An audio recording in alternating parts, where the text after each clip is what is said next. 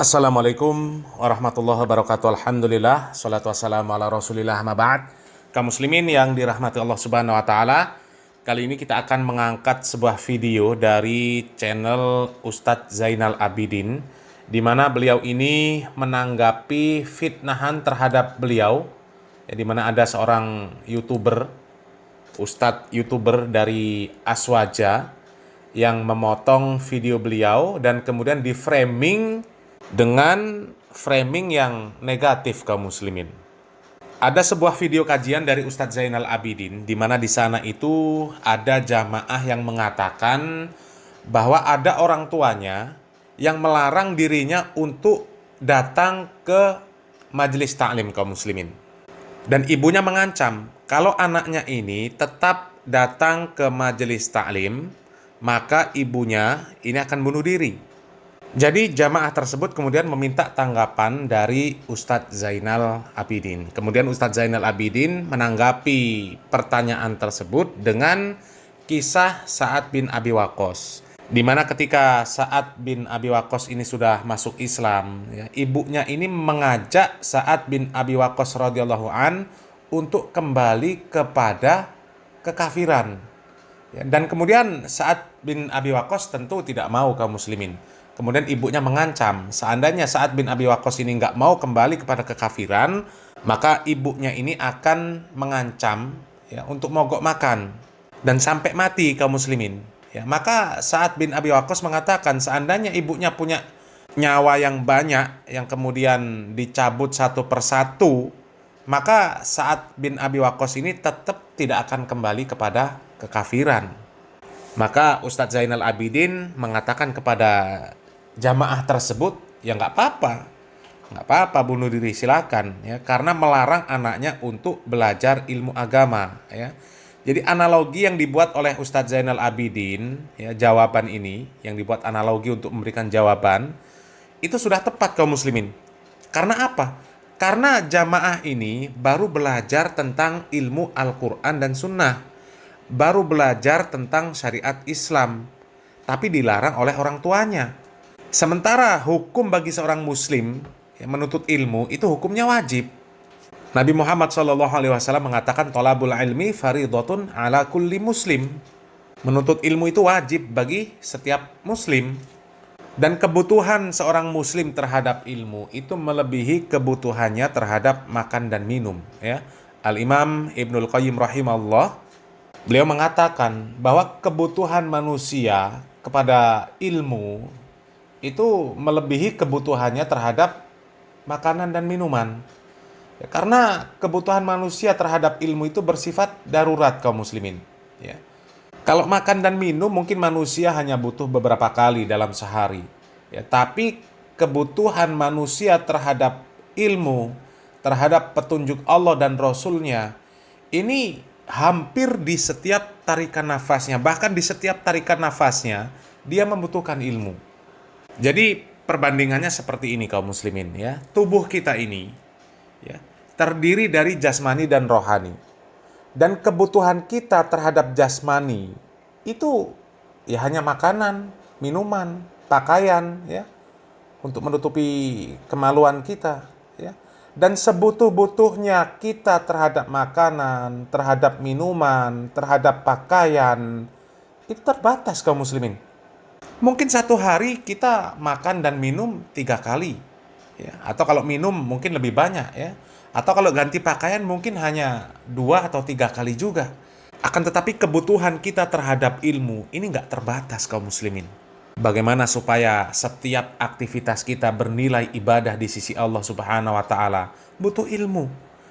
Bagaimana kita keluar rumah, bagaimana kita naik kendaraan, bagaimana kita mengisi waktu-waktu luang kita, bagaimana kita meniatkan aktivitas kita setiap hari supaya bernilai ibadah di sisi Allah Subhanahu wa Ta'ala. Itu semuanya butuh ilmu. Dan secara umum, ketaatan kita kepada Allah dan Rasulnya itu butuh ilmu. Kita tidak akan bisa menjadi hamba yang taat kepada Allah dan Rasulnya tanpa ilmu. Sehingga menuntut ilmu itu hukumnya wajib. Bagaimana kita mengenal Allah, mengenal Rasulnya, mengenal perintahnya, mengenal larangannya, butuh ilmu. Mustahil dengan ilmu kita bisa menjadi hamba yang bertakwa kepada Allah Subhanahu wa taala, menjadi hamba yang dimuliakan oleh Allah Subhanahu wa taala. Allah Subhanahu wa taala mengatakan inna akramakum indallahi atqakum. Ya, orang yang paling mulia di sisi Allah Subhanahu wa taala adalah yang paling bertakwa, dan tidak akan mungkin kita mencapai derajat kemuliaan kecuali dengan ilmu. Dan orang yang menghalangi manusia untuk mencari ilmu, ya, untuk mengenal Allah dan Rasul-Nya, mengenal perintah-perintahnya, mengenal larangan-larangannya, maka orang itu telah berbuat kemaksiatan. Itu masuk dalam kategori menghalang-halangi seseorang untuk mengenal Allah dan Rasul-Nya. Maka itu perbuatan maksiat, jelas perbuatan maksiat. Dan apakah mungkin kita akan mengutamakan kemaksiatan daripada Allah dan Rasul-Nya, kaum muslimin? Ya. Jadi kalau kita dilarang untuk belajar tentang ilmu syar'i, ya, maka yang melarang itu sudah berbuat maksiat, melarang kita untuk taat kepada Allah dan Rasul-Nya. Maka dengan dasar-dasar, dengan dalil-dalil yang seperti itu, maka sudah benar jawaban Ustadz Zainal Abidin. Akan tetapi kemudian di-framing oleh Ustadz Aswaja ini, seolah-olah Ustadz Zainal Abidin ini mengajak kepada kajian kelompok tertentu. Sehingga dikatakan demi kelompok tertentu, demi mengikuti kajian kelompok tertentu, maka Ustadz Zainal Abidin membiarkan, ya, orang tua jamaahnya ini yang mengancam bunuh diri untuk bunuh diri. Katanya biarkan saja. Ini kan sudah framing yang jahat, kaum muslimin, ya. Coba kita simak videonya, kaum muslimin. Kita sangat prihatin sekali, ya, ketika kita mendengar ada seorang dai yang kemudian berfatwa untuk membiarkan seorang ibu bunuh diri disebabkan karena anaknya mengikuti pengajian tertentu. Jadi ada sebuah pertanyaan yang diajukan kepada seorang dai yang katanya dai, ya, dimana sang penanya itu seorang anak yang ibunya katanya itu melarang dia untuk hadir pengajian tertentu dari komunitas tertentu. Kalau masih nekat maka ibunya ini akan bunuh diri. Kemudian yang sangat mengejutkan adalah jawaban dari sang dai itu, di mana sang dai itu menyuruh, yang intinya menyuruh sang anak untuk membiarkan ibunya untuk bunuh diri. Nah, kaum muslimin, jelas ya framing dari Ustadz ini. Ya, Ustadz ini mengatakan bahwa anaknya ini dilarang oleh ibunya untuk mengikuti kajian tertentu di komunitas tertentu. Padahal kita tahu, kaum muslimin, ya, kajian-kajian para asatidz salafi itu selalu terbuka untuk umum. Bukan untuk komunitas tertentu, bukan pengajian tertentu. Itu murni, ya, pengajiannya itu murni membahas Al-Quran dan Sunnah, dan siapapun boleh mengikuti. Dan tidak ada bendera apapun di sana. Tidak ada, kaum muslimin.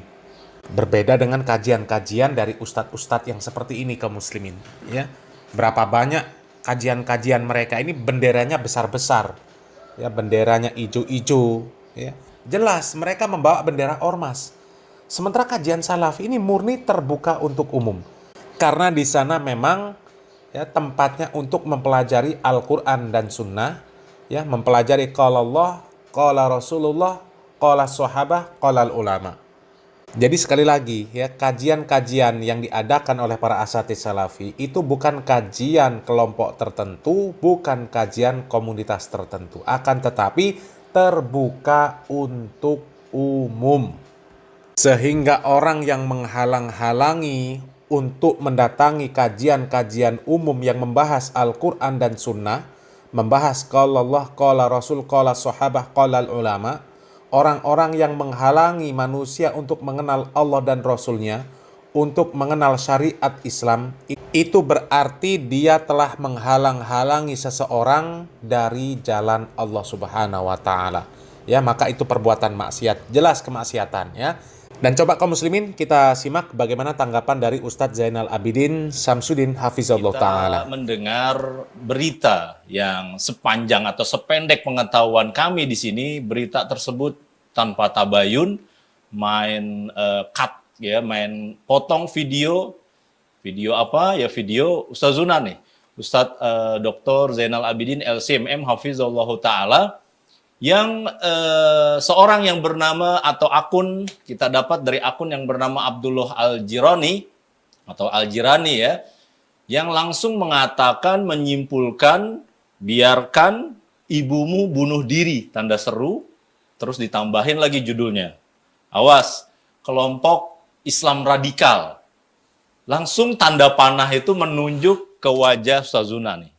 Nah ini sependek pengetahuan saya, dan kita hadirkan langsung narasumbernya. Kita mau tabayun sama Ustazuna. Ustaz, bagaimana kabar Ustaz? Sehat ya Ustaz ya? Alhamdulillah.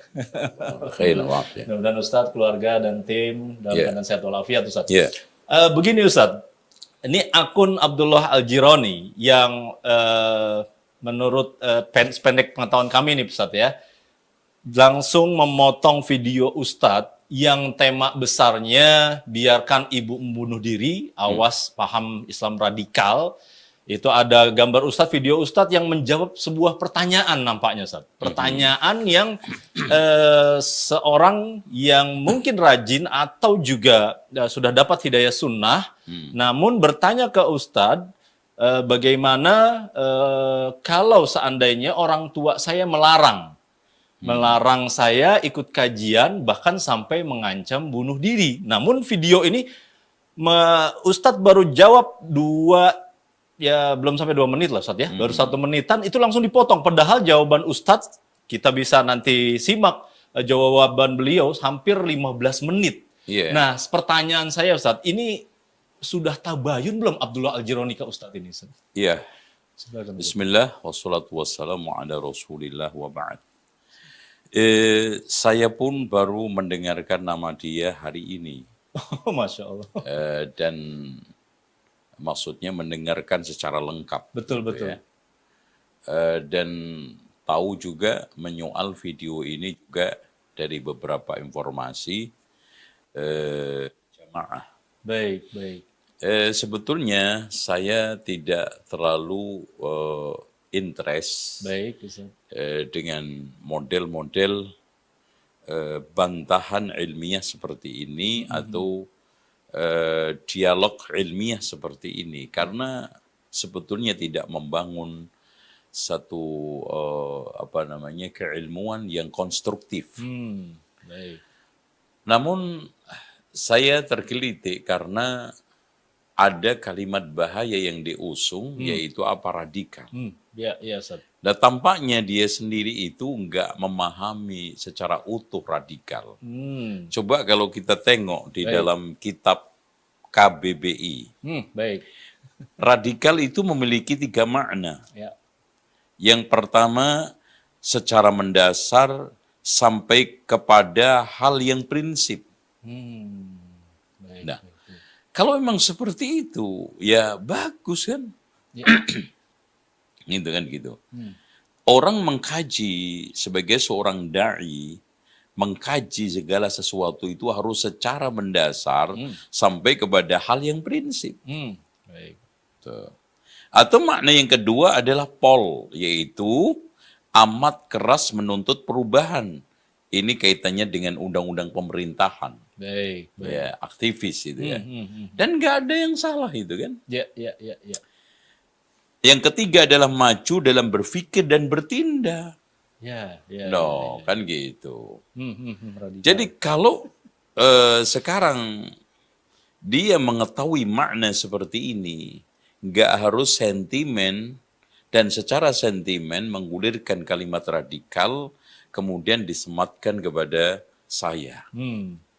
Tapi kalau yang dimaksud mereka radikal adalah ekstrim, Baik. dan ini yang banyak dipahami oleh para pakar. Sekarang kita bedah radikalnya itu di mana. Ya, ya, ya.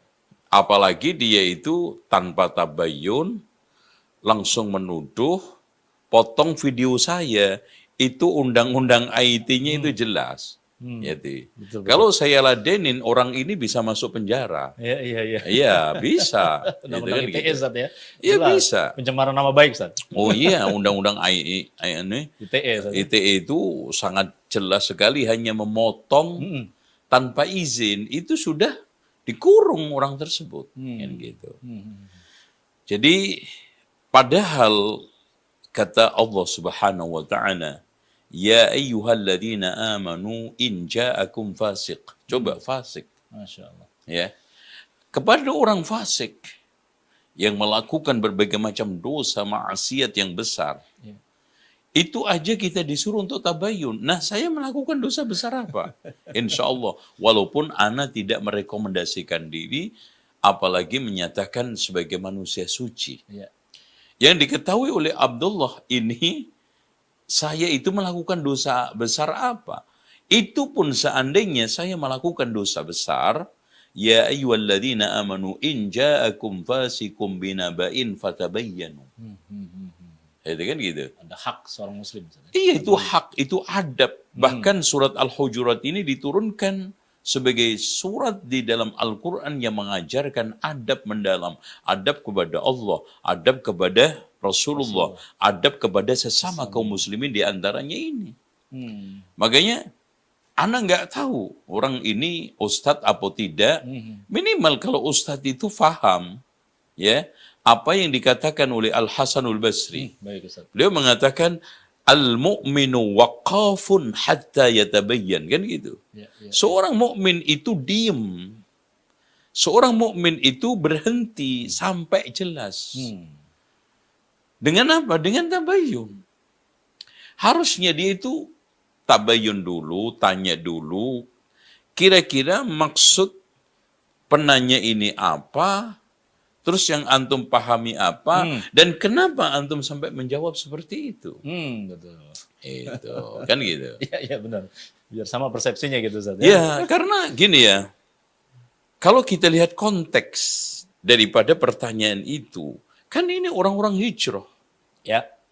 Hijrah yang baru mempelajari Islam.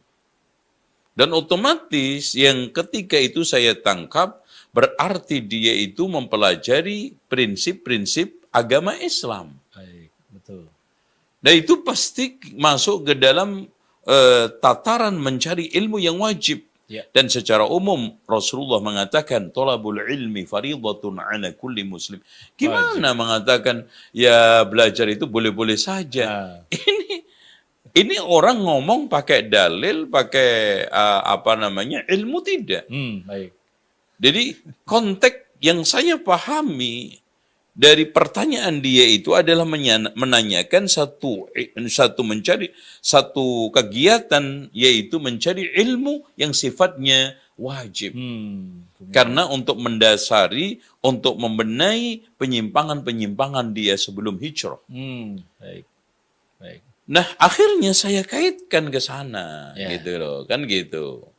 Apalagi kondisinya ada kemiripan, dan gitu, ya. Kemiripan. Terus kemudian kita sekarang ini bantah sedikit tentang masalah. Kalau seandainya sekarang belajarnya kepada orang sufi, yaitu beda lagi. Belajar salawat-salawat bid'ah, yaitu beda lagi jawaban saya. Malah ya sebaiknya antum jangan hadir dan turutin ibu antum. Karena antum belajar perkara-perkara bid'ah, kan gitu. Benar. Ya, yang mengajarkan penyimpangan-penyimpangan, ya. Yang melanggengkan tradisi budaya, ya. Itu kalau itu yang Anda tanyakan, maka jangan hadir, turutin ibu kamu. Itu konteksnya seperti itu. Ini konteksnya dia itu menanyakan tentang masalah saya itu habis atau baru saja saya itu mengikuti kajian sunnah. Kan gitu. Benar. Kemudian ibu saya tidak menerima dan tidak setuju, tidak ridha. Itu. Makanya gimana Ustadz? Kan gitu kan. Asbabul konteks mereka bertanya itu seperti itu, ya. Baik. Di sini pertama kelirunya nggak tabayun. Yang kedua, yang namanya tadi Ustadz sampaikan menjawab sesuai konteks pertanyaan. Yang ketiga, yang namanya orang yang berbicara lebih paham yang dibicarakan ketimbang orang yang mendengar, apalagi nggak pakai tabayun, Ustaz. Apalagi dipotong. Dipotong, apalagi Iya, dipotong. itu. Nah, terus akhirnya Abdullah Jironi ini hati-hati nih, fitnah ini nanti. Iya, Ya. iya betul. Ini sudah tidak lagi dialog, ini sudah tidak lagi mencoba untuk mengangkat suatu masalah ilmiah, tetapi fitnah. Betul. Dan dia kalau faham, ya, di antara dominasi siksa kubur itu kan karena apa? Ghibah namimah. Dan yang kedua adalah tidak menjaga cipratan kencing. Coba lihat. Bagaimana dia itu ingin membantah sesuatu yang belum jelas, akhirnya dia itu masuk ke dalam suatu larangan besar Rasulullah Sallallahu Alaihi Wasallam. Nah, orang seperti ini masuk ke dalam juga firman Allah, masya'im binamim. Karena dia masya'im binamim, artinya apa? Jalan kian kemari, membawa suatu berita yang miring, berita memfitnah orang, namimah. Dengan apa? Lewat apa namanya, menyebarnya apa? Medsos ini. Medsos. Berita Jadi yang jalan ini memang dia tidak dianya. Yang jalan bukan badan dia, tetapi sekarang yang jalan adalah apa? Hoaxnya dia, berita bohong dia, kedustaan dia, yang menyebarkan sesuatu tanpa tabayun. Ya, Nah, itu. Nah, ini pemirsa, ini lagi-lagi apa kepentingannya? Ini video tahun 2020, Ustaz. Ya. Bulan Februari tanggal 9, beliau kajian di daerah Cikarang. Dan panjang ada kajiannya ya, Ustaz, panjang, ada pertanyaannya juga. Jadi tolong Abdullah Jironi ini kalau bisa kontak kami kirimkan video utuhnya, gitu Iya. Ustaz ya. Iya, nggak apa-apa juga. Kalau dia sekarang siap dialog dengan saya, kita akan persiapkan tempatnya dan juga apa namanya majelisnya, medianya, nggak apa-apa. Ya, kalau dia ingin tabayun yang walaupun sudah terlambat, Sudah mengklaim. tapi harusnya menarik dulu pernyataan-pernyataannya, men-take down dulu itu videonya, baru setelah itu tabayun. Kita kasih peluang. Masya Allah. Beliau kasih peluang untuk bicara, diskusi panjang kali lebar, take down dulu videonya, atau nanti bahaya loh, bisa sampai akhirat ini ujung-ujungnya nanti nih, Ustaz. Nah, beliau juga nyampaikan gini, Ustaz. Dikaidahkan, ya, dikiaskan. Jadi ini karena awalnya udah salah paham, kesannya juga jadi salah nih. Mengkiaskan kalau Ustadz menyampaikan Sa'ad bin Abi Waqqas itu antara iman dan kufur, kata dia wajib. Tapi ini untuk ngikutin kajian tertentu itu hukumnya ya mubah-mubah saja. Ini gimana Ustadz kaidah seperti ini? Ya, pertama, orang ini tidak menghargai majelis ilmu. Ya. Kalau dia itu menghargai kul hal yastawil ladzina ya'lamuna wal ladzina la ya'lamun, yarfa'illahu alladhina amanu minkum walladhina utul ilma darajat. Ya. Dan juga yang tidak kalah pentingnya adalah satu kalimat yang juga untuk kita, untuk Abdullah, untuk semuanya Jironi ini. Innama yakhshallaha min ibadihi ulama. Makanya di sini Imam Ahmad memberikan satu penegasan, aslul ilmi khasyatullah. Asas daripada ilmu adalah takut kepada Allah. Dan yakin kalau dia itu takut kepada Allah, tidak akan muncul video itu. Masya Allah. Karena apa? Ghibah. Ya. Ayuhibbu ahadukum ayyakula lahma akhihi maitan fakarihtumu. Makan daging bangkai teman sendiri. Gibahnya disiarin lagi. Iya. Dan sampai hari ini saya itu Muslim. Pemerintah juga mengakui saya itu Islam. Buktinya sampai sekarang KTP-nya itu Islam. Baik. Dan saya juga sholat 5 waktu. Saya juga sekarang haji setiap tahun. Ya. Apa yang menyebabkan dia mengeluarkan saya dari Islam sehingga adab-adab ini tidak dipenuhi? Kan gitu. Ya. Jadi Ini nggak ada adab sesama kaum muslimin, innamal mu'minuna ikhwatun, nggak ada. Masya Allah. Terus kemudian kalau kita lihat kalimat-kalimat penghinaan juga ada. Ya ayyuhalladzina amanu, ya la yaskhar qaumun min qaumin, juga di situ tampak. Jadi banyak sekali penyakit hati dia, banyak sekali adab-adab yang dia nafikan, adab-adab yang sejatinya itu lebih wajib. daripada omongan dia itu, daripada ceramahnya dia, daripada hukum dia membantah video saya. Kan gitu. Betul. Nah, kita kaitkan tentang masalah tersebut, kita baca. Baik, Ustaz. Kita ini semuanya adalah kopral. Dan pada akhirnya ketika kita memahami suatu hadis, itu bukan otak-atik otak kita saja, tetapi kita kembalikan kepada ulama. Baik, Ustaz. Oke. Hadis itu kan ada di dalam kitab Sunan At-Tirmidzi. Ya. Saya bacakan secara lengkap.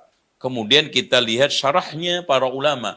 Di antaranya adalah syarahnya Syekh Mubarak Furi. Jadi Al-Allamah di sini Muhammad Abdurrahman Ibnu Abdurrahim Mubarak Furi yang memiliki kitab yang sangat fenomenal yang dikenal oleh dunia Islam, namanya Tuhfatul Ahwadhi bi Syarhi Jami'it Tirmidzi atau Tirmidzi atau Tarmadhi, sama-sama bisa dibaca itu. Baik, Ustaz. Taib. Rasul ini Imam At-Tirmidzi menurunkan dengan sanadnya haddatsana Muhammad ibnu Bashar wa Muhammad ibnu al-Muthanna qala akhbarana Muhammad ibnu Ja'far. Ini cucunya Rasulullah. Maksudnya masih Famili. Keluarga Rasulullah SAW, cucunya. Akhbarana Syu'bah, ini seorang ulama ahlul hadis, an Simak ibnu Harab qala sami'tu Mus'ab Ibnu Sa'ad. Berarti hadis ini diriwayatkan oleh anaknya sendiri, yaitu anaknya Sa'ad ibnu Abi Waqqas. Karena ini beliau di antara sekian putranya yang alim, di samping di sana ada Amir ibnu Sa'ad. Amir ibnu Sa'ad. Yang dipakai sanadnya oleh Imam Al-Bukhari dan juga Imam Muslim di dalam sahihnya. Insyaallah. Yuhaddisu an abihi, menceritakan hadis dari bapaknya. Sa'ad qala unzilat fiyya 4 ayatin, telah turun kepada kami 4 ayat. Di antaranya sekian ayat adalah fadzakara qissatan wa qalat ummu Sa'ad alaysa qad amarallahu bil birri. Ibunya Sa'ad yang nanti akhirnya melakukan boikot mogok makan dan minum mengatakan alaysa qad amarallahu bil birri, bukankah Allah telah memerintahkan birrul walidain? Iya. Wallahi la at'amu ta'ama, demi Allah saya tidak akan makan, wala ashrabu syaraba, dan saya tidak akan minum, hatta amuta au takfura. Hatta amuta au takfura, sampai aku mati atau kamu kufur. Qala fakanu idza aradu an yut'imuha syajaru faha. Masya Allah. Sampai-sampai ketika di antara orang sekitarnya ketika ingin memaksakan untuk memberi makan dia, itu mulutnya sampai dicengkal dengan tongkat supaya mau makan. Saking kekehnya, saking seriusnya, nggak main-main. Mogok memang. Ya, mogok itu dikasih makanan apapun, minuman apapun nggak mau, dan juga mulutnya itu ditekan untuk supaya bisa masuk, itu dicengkal pakai tongkat. Syajaru faha. Fanazalat hadhil ayah wa wasainal insana biwalidayhi husna wa in jahadaka litusyrika bi, dan seterusnya di dalam surat Al-Ankabut. Baik. Kita dengarkan penjelasan ulama, yaitu Syekh Mubarak Furi ini. Kata beliau di sini, kita langsung aja ke Poinnya saja. Poinnya, atau kita jelaskan, jangan-jangan nanti mereka nuduh motong ya. Kita bacakan semua aja. An Abi Sa'ad huwa ibnu Abi Waqqas qawluhu an unzilat fi tasydidil ya fadzakara qissatan rawa Muslim hadzal hadis bi dzikril qissah fi babi fadli Sa'ad ibn Abi Waqqas min kitabil fadail. وقالت أم سعد أليس قد أمر الله بالبر والله لا أطعم طعاما ولا أشرب شرابا حتى أموت أو تكفرا. وفي رواية مسلم حلفت أم سعد ألا تكلمه أبدا حتى يكفر بدينه ولا تأكل ولا تشرب qalat za'amta anna Allah wasaka biwalidayka fa ana ummuka wa ana amuruka bihadza. Ya intinya kamu mengklaim Allah memerintahkan kamu, mewasiatkan kamu untuk supaya berbuat baik kepada kedua orang tua. Saya ibumu. Saya perintahkan kamu untuk keluar dari Islam, kufur. Qala makathtu thalathan hatta ghushiya 'alaiha minal jahdi. Jadi saya melakukan atau saya diam sampai 3 hari, sampai akhirnya pingsan ibunya. Syajaru faha ay fatahu fammaha zada Muslim bi'asa hatta awjaruha. Qala an-Nawawi ini subbu fiha at-ta'am wa innama syajaruhu bil 'asa li'alla tutiqahu fayamtani'a wusulul ma' jawfaha. Untuk menghalangi supaya makanan tidak masuk ke perutnya. Wa wassaynal insana biwalidayhi husna ay barran atau birran bihima wa atfan alaihima wa in jahadaka litusyrika bi al-aya ma laysa laka bi ilm idza talaba minka wa alzamaka an tusyrika bi ilahan laysa laka ilmun bi kaunihi ilahan fala tuti'huma. Ay fil isyraq. Jangan kamu mentaati mereka di dalam kesyirikan. Wa ubbira bi nafyil ilmi an nafyil ilah. Nafian ketuhanan diungkapkan dengan ilmu lianna ma lam yu'lam atau ma lam yu'lam sihhatuhu la yajuzu ittiba'uhu. Apa saja yang tidak diketahui sah tidaknya enggak boleh diikuti. Fa kaifa bima ulima butlanuhu, bagaimana kalau sekarang jelas-jelas diketahui kebatilannya. Wa idza lam tajuz ta'atul abawaini, kalau tidak boleh mentaati kedua orang tua fi hadzal matlab, di dalam konteks ini ma'al mujahadah, meskipun ada suatu rayuan, ada usaha kuat minhuma lahu untuk menekan dia, fa'adamu jawaziha ma'a mujarradi talab, maka lebih tidak boleh kalau hanya sekedar minta supaya dia keluar dari Islam kufur tanpa biduni mujahadatin minhuma aula, tanpa adanya usaha keras, tanpa adanya tekanan. Nah ini tolong dicamkan ya, saudara Abdullah Al-Jirani. Wa yulhaq bi talabi syirki, bisa dikaitkan juga tuntutan untuk kembali kepada syirik minhuma sairu ma'asillahi subhanahu wa ta'ala, seluruh bentuk maksiat. Baik. Itu. Ya. Fala ta'ata lahuma fima huwa ma'siyatullah. Tidak boleh mentaati kepada orang tua di dalam seluruh konteks maksiat kepada Allah. Bukan hanya syirik, bukan hanya iman sama kufur. Mana di sini ada qiyas ma'al farik.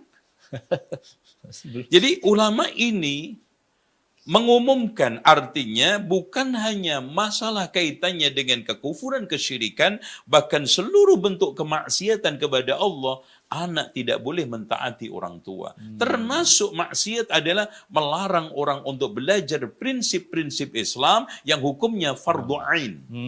Nah ini ya, tolong dicamkan. Ya, karena yang dia tanyakan dan saya fahami di forum itu, mereka menanyakan untuk belajar ilmu yang sifatnya fardhu ain, yaitu mendasarkan pada akidah-akidah yang sahih. Nah, kan gitu. Maksiat besar. Ya, makanya di sana ada hadis Rasulullah SAW, la ta'ata li makhlukin fi maksiatillah. Gimana ada qiyas ma'al farik?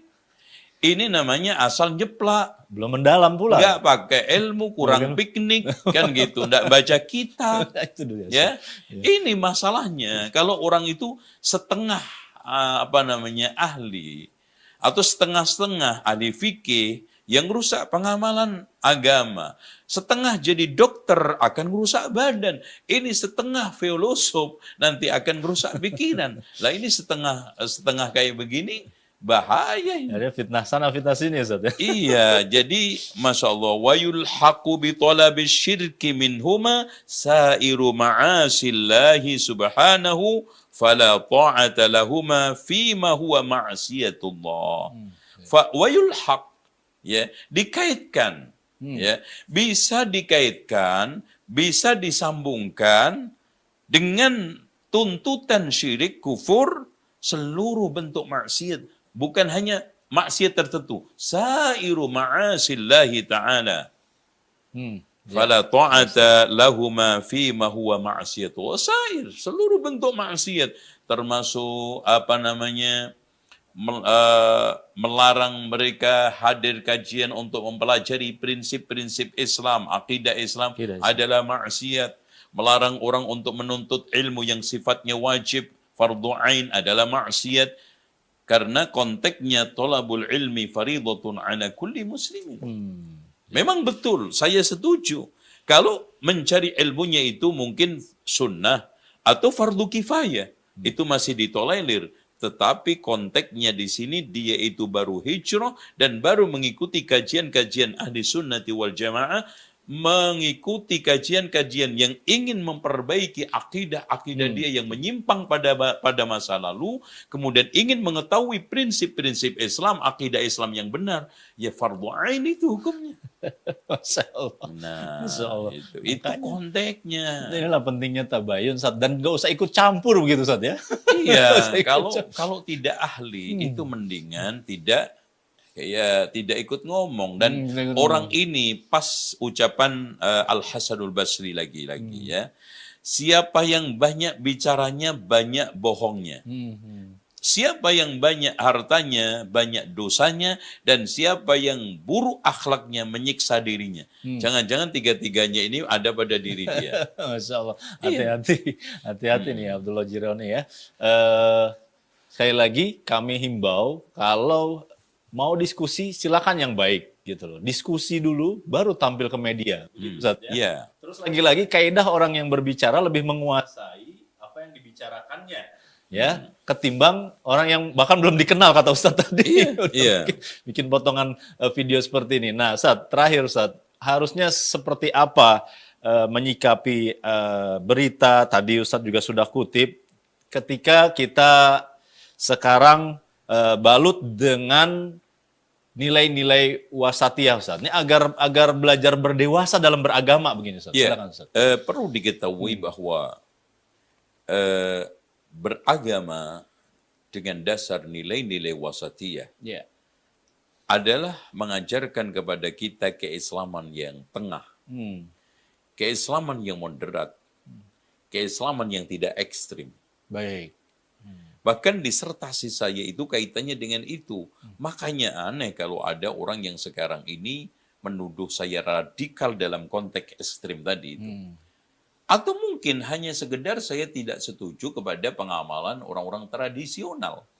Itu saja. Kalau itu ya maaf, itu sudah di luar ring daripada perdebatan ilmiah tentang wasatiyah. Wasatiyah adalah keislaman yang mengusung satu cara-cara untuk beragama yang toleran, agama yang tawazun, agama yang fleksibel. Karena Rasulullah mengatakan bu'istu bil hanifiyati samha. Aku diutus membawa agama hanifiyah yang toleran. Ya. Sekarang kita masuk ke dalam tataran realita. Ketika awal-awal muncul ISIS, saya diundang oleh TNI Polri untuk menjelaskan tentang bahaya ISIS. Di mana radikal saya ini ekstrim saya. Ketika saat muncul pertama kali teroris ya, saya menulis buku judulnya Jihad Melawan Teror. Bahkan mendapatkan apresiasi pengantar dari Menteri Hukum dan HAM. Ya, ketika itu. Bahkan saya pernah dipercaya oleh Kapolri ketika Pak Badruddin Haiti untuk mensosialisasikan seluruh polda-polda yang ada tentang bahaya ekstremis ini. Itu kan gitu. Terus kurang apa? Bahkan saya terakhir juga menulis buku menangkal ideologi radikal. Perlu dihadiahin ini. Nah, iya nanti silakan mungkin ada Abdullah Jironi sendiri atau pengikutnya siapa kirim sekarang ini alamatnya. Saya kirim dibaca dulu. Siap. Arahnya apa dan di mana, terus kemudian pemikiran-pemikiran yang sejatinya ekstrim itu kayak apa gitu kan, itu sejarah ekstrim itu kayak apa, itu dipahami. Baik. Dari sinilah kalau kita ambil dari nilai-nilai wasatiyah 10 itu, Ya. di dalam bersikap kita itu dibutuhkan i'tidal, dibutuhkan juga tawassut, ya, dibutuhkan juga kita bersikap tasamuh, Tasamuh. ya. Di antara sekian sikap i'tidal, tawassut, tawazun melahirkan apa? Yang tadi itu tabayun, supaya muncul keseimbangan. Ya, keseimbangan di dalam mengambil ini berita, ini menyebarkan opini dari seimbang kan? Iya. Karena sudah dibedah dari dua arah. Ya, betul. Ternyata yang satunya seperti ini, yang satunya seperti ini, maka muncul kesimpulan yang tengah seimbang bahwa perkara ini masalahnya seperti ini. Gitu. Kalau nggak bincang, nah kalau seperti ini yang ekstrim itu siapa? Nah, menyimpulkan aja. Iya. Tanpa Dan ini tabayun. ekstrim yang hakiki itu adalah membuat satu kesimpulan yang pincang, kesimpulan yang sepihak, tanpa menanyakan ke lawan arahnya, sehingga menghasilkan satu pemikiran yang tawazun, seimbang. Itu. Dan Masya Allah ya, pelanggaran demi pelanggaran dari video ini, dari sisi adab, akhlak keislaman terutama yang diajarkan oleh Allah dan Rasulnya, sama sekali kita tidak temukan akhlak yang mulia dari seorang ini. Baik. Baik, jazakallah khair, barakallahu fiik Ustadz atas ilmu, terus juga Ustadz sudah sampaikan. Kita lihat sikap beliau sebagai seorang muslim gitu Ustadz ya. Dan juga beliau sudah membuka pintu. Silakan kirimkan alamat ke kami hadiahkan buku-buku beliau. Insya Allah, terus juga definisi radikal juga ada di buku beliau ya. Yeah. Apalagi juga terkait dengan mitigasi stigma Wahabi gitu loh. Karena berbeda pemahaman dakwah ya, dicari titik ketemunya begitu Ustadz ya. Yeah. Jadi tadi Ustadz sampaikan kita semua kopral, tapi kalau menghadap ke dalil Quran Sunnah ya Ustadz, itu generalnya. Penjelasan para ulama. Ya, penjelasan para ulama dengan pemahaman yang benar ya, maka bertemulah yang namanya tabayun, terus dada juga jadi lapang. Begitu insya Allah Ustadz ya. Yeah. Barakallahu fikum. Demikian jamaah sekalian, lebih kurangnya Nah, kaum muslimin ya, sedikit tanggapan dari kami kaum muslimin ya. Kami tertarik untuk menanggapi ya apa yang disampaikan Ustadz Zainal Abidin, bahwa seandainya yang ditanyakan oleh jamaah itu adalah bagaimana ketika mereka mendatangi majelis-majelis seperti majelis sholawatan, majelis tahlilan, majelis perayaan maulid, Isra Mi'raj, kemudian manakiban, kemudian apalagi fidaan, apalagi zikir-zikir yang sampai jingkrak-jingkrak, apalagi sholawatan juga yang sampai jingkrak-jingkrak, sholawatan yang pakai musik, yang pakai panggung seperti konser, laki-laki perempuan campur baur jogetan ya. Seandainya pertanyaan dari jamaah itu untuk mendatangi majelis-majelis yang seperti itu, maka jawaban Ustadz Zainal Abidin itu nggak akan mungkin ya menganalogikan dengan kisah Sa'ad bin Abi Waqqas. Karena apa? Karena mendatangi majelis-majelis yang seperti itu ya, tidak ada manfaatnya, tidak ada penambahan ilmu ketika mendatangi majelis-majelis yang seperti itu.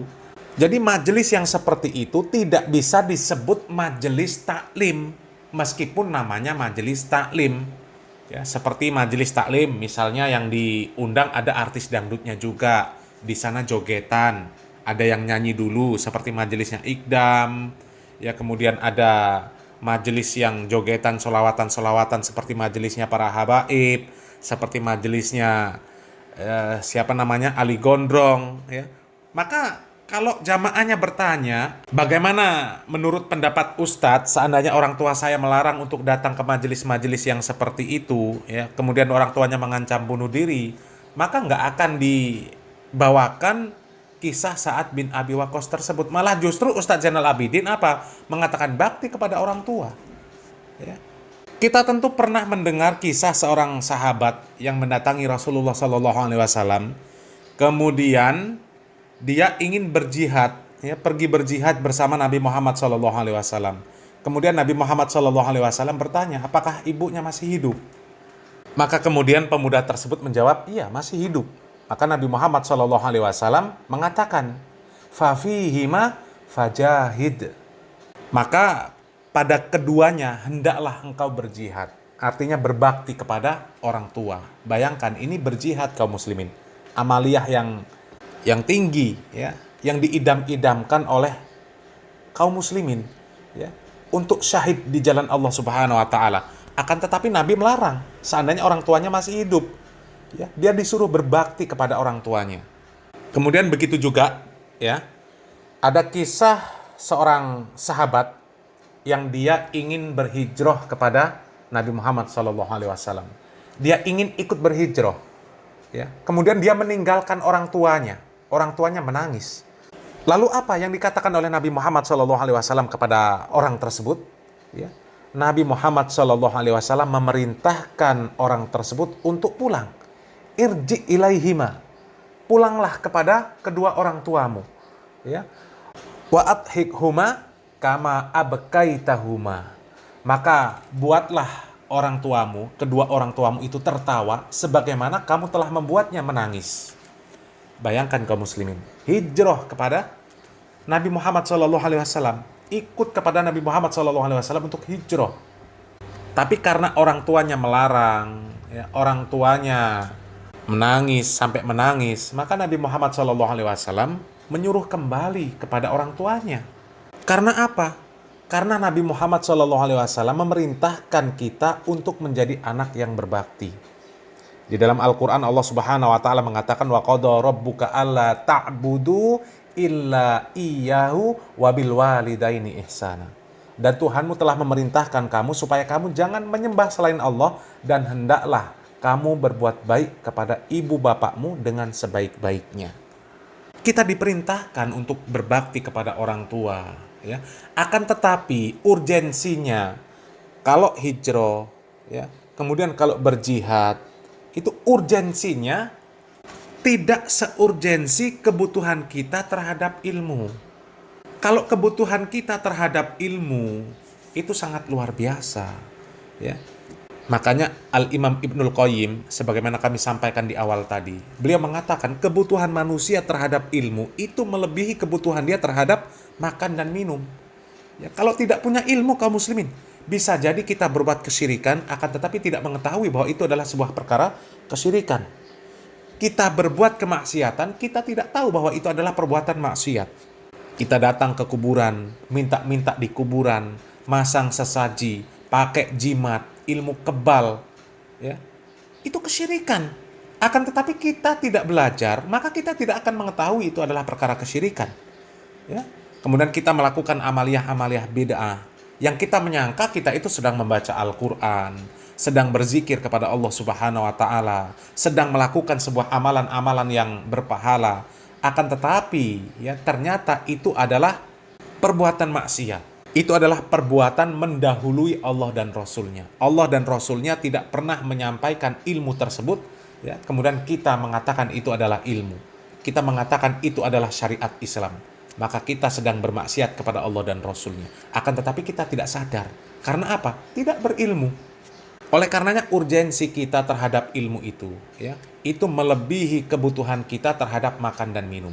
Ya. Tanpa makan dan minum kita mati. Tapi seandainya kita tidak makan dan tidak minum, itu adalah dalam rangka menjalankan ketakwaan kepada Allah Subhanahu wa Ta'ala, dalam rangka menjaga syariat Allah Subhanahu wa Ta'ala, dalam rangka menjaga keimanan kita terhadap Allah Subhanahu wa Ta'ala, maka mati pun kita mati di dunia saja, ya. Akan tetapi setelah mati kita mendapatkan kebaikan dari Allah Subhanahu wa taala, ya. Mudah-mudahan bermanfaat kaum muslimin. Barakallahu fikum. Wassalamualaikum warahmatullahi wabarakatuh.